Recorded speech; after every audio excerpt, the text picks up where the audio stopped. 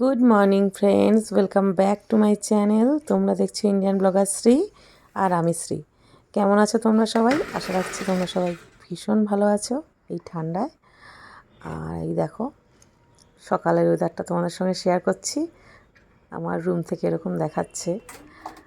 আর যথারীতি সেই রোজের সকালে উঠে কাজগুলো স্টার্ট করে দিয়েছি। একদম ঠান্ডায় হাত পা কী বলবো, মানে আড়ষ্ট টাইপের হয়ে যাচ্ছে। উঠে মানে নড়াচড়া করতে টাইম লাগছে।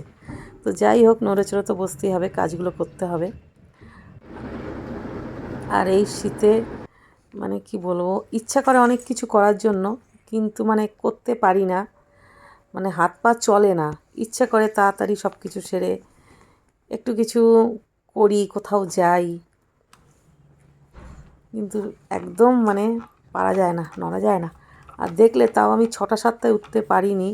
আমি অ্যালার্ম সেট করে শুয়েছি, 8টার সময় উঠলাম। অ্যালার্ম বাজা মাত্রই উঠে গেছি, কিন্তু প্রচণ্ড ঠান্ডা, প্রচণ্ড ঠান্ডা। তো যাই হোক, ঠান্ডা হলে কি হবে, রেগুলার লাইফ চলতে থাকবে, তো কাজগুলো করতে হবে। আর সেগুলোই আমি করছি। তো চলো, ব্লগটা তোমরা আগে দেখতে থাকো।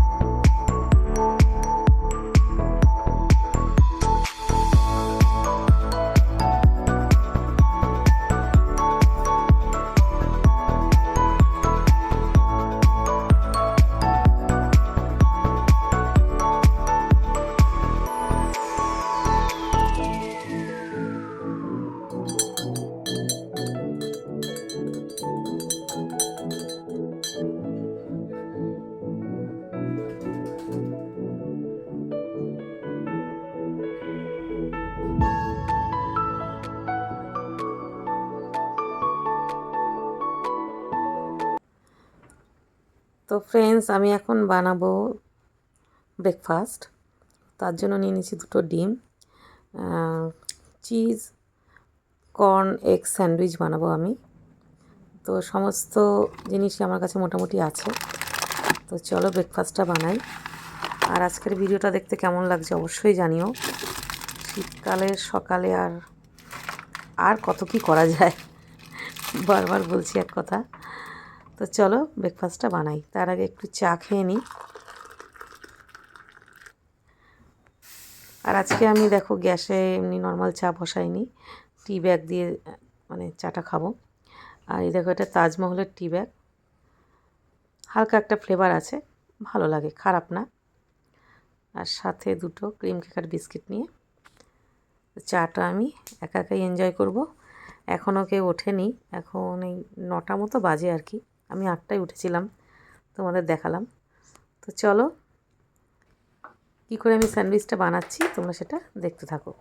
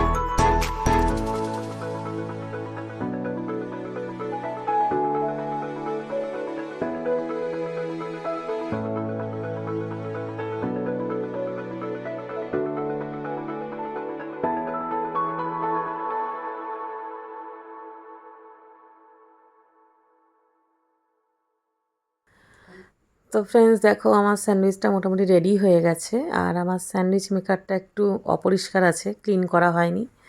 তো আমি স্যান্ডউইচগুলো নাহলে স্যান্ডউইচ মেকারে মানে হ্যাঁ একটু গ্রিল করে নিতাম, সরি বেক বলতে যাচ্ছিলাম। তো এখন কি করা যাবে, ওটা এক্ষুনি ক্লিন করা যাবে না। ওর জন্য আমি যে আমরা তাওয়াতে রুটি ভাজি, তাওয়ার মধ্যে মাখন দিয়ে একটু